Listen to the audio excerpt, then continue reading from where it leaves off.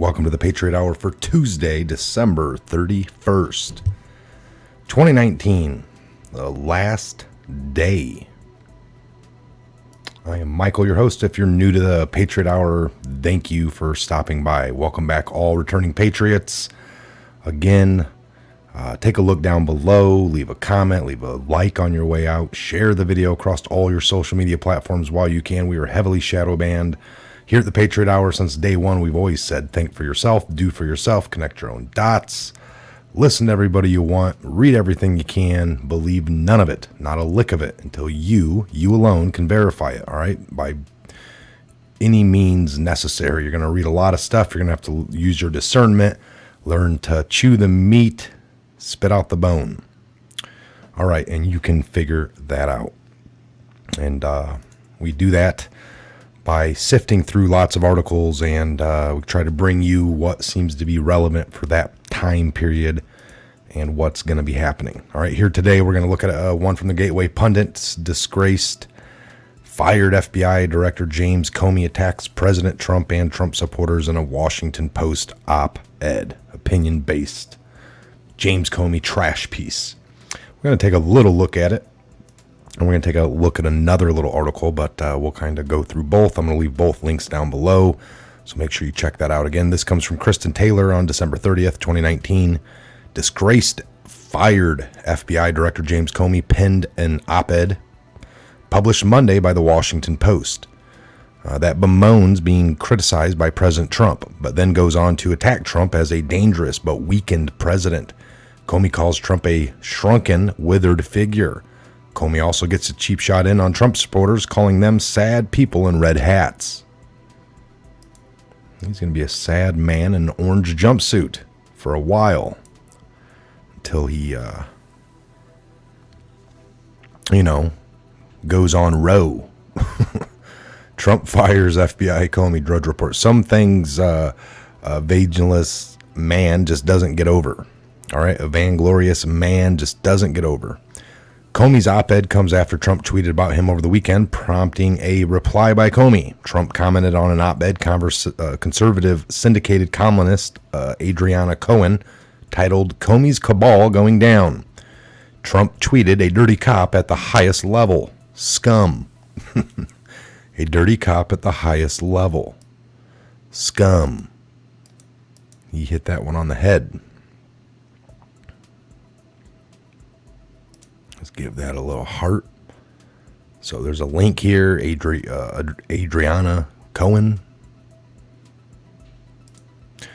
So Comey responded about 90 minutes later, "I often hear Trump supporters say they don't pay attention to his tweets, but you must, and ask yourselves whether they reflect the values you want in a president and in America.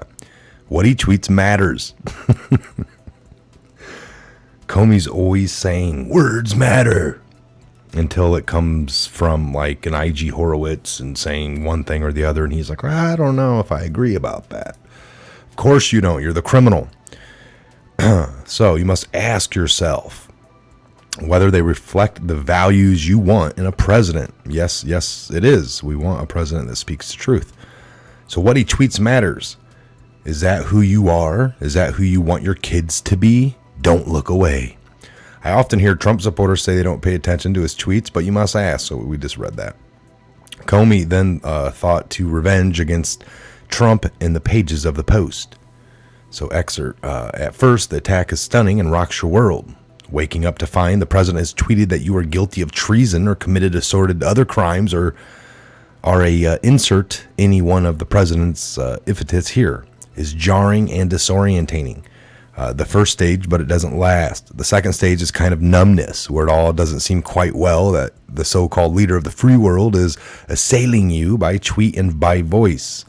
It is still unsettling, but is harder to recapture the vertigo of the first assault. But the longer it goes on, the less it means. In the third stage, the impact diminishes. The power of it shrinks.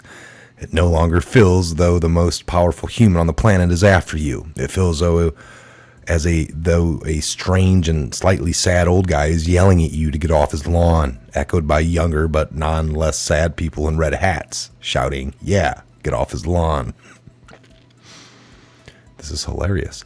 I don't mean to suggest Trump is not dangerous. The horrific betrayal of allies as northern Syria demonstrates that his impetuous and immoral leader can do great harm, even in a shrunken form. And if he succeeds in redefining our nation's core values so that extorting foreign governments to aid in one's election is consistent with the oath of office, he will have done lasting damage to his nation, to this nation, the harm our founders worried about most.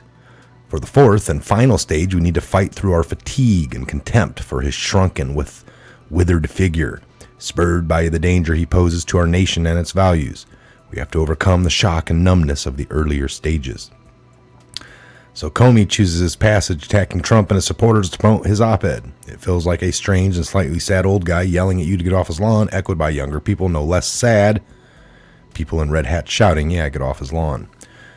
For added effect, Comey used a photo of himself wagging his finger. Feels like a strange and slightly sad old yelling man. All right. So that's the end of that article. Very hilarious. So now we go to the American Thinker. We're going to look here. This one came out on December 30th, 2019. Comey's FBI versus the FISA court. And again, I'm just going to kind of go through this one a little, and then we will. I'll leave the link. So during his interview with Chris Wallace, if you guys remember that, I showed it here, and I'm sure you've seen it. James Comey was reminded of what he said about FISA warrant applications. I have total confidence that the FISA process was followed and that the entire case was handled in a thoughtful, responsible way by the DOJ and the FBI. The notion that the FBI process was abused is nonsense. Words matter, bud. The Horowitz report soundedly contradicted Comey's strong defense. During further questioning by Wallace, Comey finally had to admit he was wrong and the IG Horowitz was right. But it really wasn't that bad. It was just a little sloppiness on the part of the FBI, he seemed to say. We don't use words like sloppy, Comey. Not in your position at the head of the FBI there. It would be criminal intent or gross negligence, buddy. One or the other. Sloppiness is not a word. You're not going to add words this time because you're fired. You're not part of it anymore. You're an outsider waiting for judgment to come down upon you from somebody that's still there. So words matter. So IG Horowitz was right, but it really wasn't that bad. It was just a little bit of sloppiness. The ACLU has written numerous papers exposing evidence of the FBI's long history of abusing its surveillance powers. In one paper, they documented a series of repeated malfeasance by reviewing several prior IG reports. The title of the paper was more about intelligence agencies, CIA, and DNI spying. They based this on a series of 5 audits by the IG. The reports had confirmed widespread FBI mismanagement and misuse and abuse of power. It was determined that the FBI had never implemented all the recommendations that the IG mandated in the previous reports. Furthermore, there was doubt expressed by the IG whether the reforms, even if implemented, would be sufficient. Now we have the latest IG by Michael Horowitz, which found there had been 17 errors and omissions committed by Comey's FBI in the Russian investigation. One of the most egregious cases involved Carter Page, an Annapolis graduate naval officer who had been an informant for the CIA. At one point, the FISA process and FBI attorney inserted the words, "not a source," in an email he received from the CIA. That was one of the little mistakes Comey likes to talk about. It's like the lawyer guy's like, sends an email over to the CIA. Does this guy work for you? They wrote back, and I'll say it again. Look at one of your own cases in 2013. You as the FBI took this guy to court in some other trial and you found out he was CIA. Yes, we'll say it again, he is. But check your own paperwork from 2013. Here it is, 2016. And they didn't like that. That ruined everything to find out Carter Page was a citizen that retired from the Navy, worked for the CIA, and darn it, just didn't fit into their mold. So they added words, he is not a source for any other intelligence agency, even though you knew damn well he was. It's not sloppiness, buddy. That's criminal. Criminal. Intentful and criminal intent. Criminal, thought out, premeditated, all them good things. So, I mean, that there alone is huge out of one of the 17, all right? So, during his 2016 interview with Brett Baer, Comey claimed that the Steele dossier was just a small part of the larger mosaic of evidence submitted to the FISA. The press had bought this narrative and presented it as fact because of Comey, all right? So we know that was a lie. So having one of Comey's FBI's lawyers committing the crime of altering evidence to make it look like Carter Page was not a CIA resource. That's huge. That's not small. 2, having one of your lawyers referred for criminal prosecution. The Epoch Times summarized it this way. Eventually, Horowitz replied, I think it's fair for people to sit there and look at all of those 17 events and wonder how it could be purely incompetence. He also said that he agrees completely with the assertion that someone at the FBI needs to be fired. The culture also needs to be changed at the FBI, he added. After being questioned by Senator Mike Lee, Republican out of Utah, Inspector General also said he couldn't rule out bias in later stages of the FBI's investigation. So 3, being told by Inspector General Horowitz that this report doesn't vindicate anybody at the FBI, including the leadership. Comey responded, maybe it depends on how we understand the words. Is this another classic dodge? Like it depends on what the meaning of the word is? Yeah, we know how that works. 4, having Christopher Steele's dossier debunked. I mean, this guy worked for the FBI, got fired after he went to the media, and then he still worked for the FBI through a third channel. Third person, Bruce Orr. General Michael Flynn, number 5. General Michael Flynn is not Mirandaized or Comey admitting he did not follow normal procedures by taking advantage of the situation. He said, it's something I probably wouldn't have done or have gotten away with in a more organized administration, he continued. I thought it was clear early enough. Let's just say send a couple of guys over. Sidney Powell, Flynn's lawyer, called this an outrageous abuse of power.